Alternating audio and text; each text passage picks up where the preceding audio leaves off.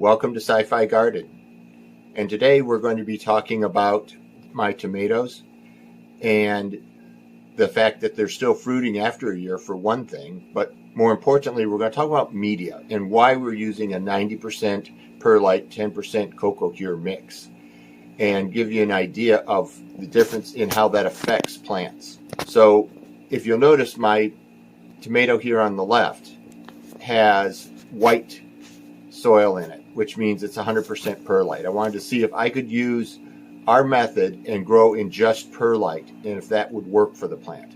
And it does. The plant does live. The wick wicks up into it. It holds moisture. Perlite all by itself is fine. It's wonderful. However, you'll also notice that this plant is significantly smaller than the other plant that was planted at the same time, that is in a 95% perlite, 5% cocoa cure mix. And on the top of it, you'll notice it's a little darker because I added a higher amount of cocoa cure to the top 1 inch as I was topping the plant off. And I'm going to be mixing that in to get us to that 90-10 percentage that we want to be growing in. But you'll notice that this one is taller, it's got more fruit on it, and it's had more fruit. I've actually eaten a good bit off from it already. Where the other plant in just perlite, I haven't picked any of the fruit yet. And so that little bit of cocoa cure in the media does wonders to cause the plant to grow better. Now, a lot of people with tomatoes wonder about getting tomatoes from the store. You know, they sell little plants that are starters, right? Can I use starters? Well, in most hydroponic systems, the right answer is no, because the dirt in the starter will actually mess up the chemistry in the hydroponic system. SiFi Garden, on the other hand, since we're using a very soil-like system, we do want you to remove the excess dirt. It doesn't have to be every last little bit, but any of the loose dirt. So do put your plant in water, let it sit for 5-10 minutes so that it gets soaked all the way through, and then lift it out and try to remove whatever dirt you can that's easy to remove. You don't have to go crazy about it.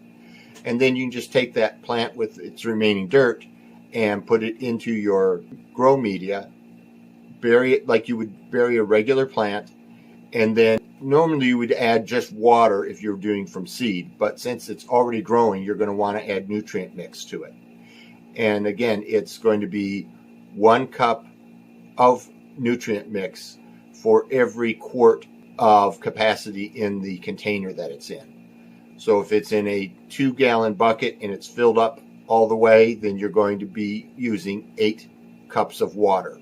If it's a 1-gallon container, which is really too small for tomatoes, you're going to be putting in 4 cups. Normally, for small tomatoes like Tiny Tims that are historically small, I would grow them in a 2-gallon bucket, and then full-size tomatoes are a 5-gallon bucket. Now, the thing that's kind of in between, and I'm testing right now, are bell peppers. I'm starting them out in 1-gallon buckets to see how that works, but I think 2-gallon buckets are going to be the sweet spot with them to allow them to build the largest amount of roots, as well as to grow up and really push out and bush out nicely. So we're going to start with 1-gallon buckets, see how that goes this year, and then next year we're probably going to do 2-gallon buckets with those, or maybe partway through the year we'll switch over and start some with 2-gallon buckets and see how, again, they grow and what the comparison is. Thank you very much for joining me on this update on the garden. I'll be updating other plants that I'm growing. I've got lettuce, I've got mustards, I've got herbs, and I'll be publishing regular updates so that you can keep up with what's going on, what's working, what's not working, what problems we're having. Our tomatoes here, by the way, you notice that the lower leaves are missing. One of the main reasons the lower leaves are missing is I found out that I was over fertilizing the plants, which is why we're using the fertilization method I have in my original SiFi Garden video that I shared, because I was putting in too much nutrients. I was loving them too much, trying to grow them like regular hydroponic plants instead of growing them like drain to waste plants, and getting too much nutrients in there. In fact, I've got a number of plants right now that I'm actually growing. And even these tomatoes were grown for 2 months with no nutrients once I realized I'd been over-nutrienting things, even though the tomatoes were doing okay. And they'd lost their lower leaves, which oftentimes tomatoes do. But in my case, it was strictly due to having too much nutrients.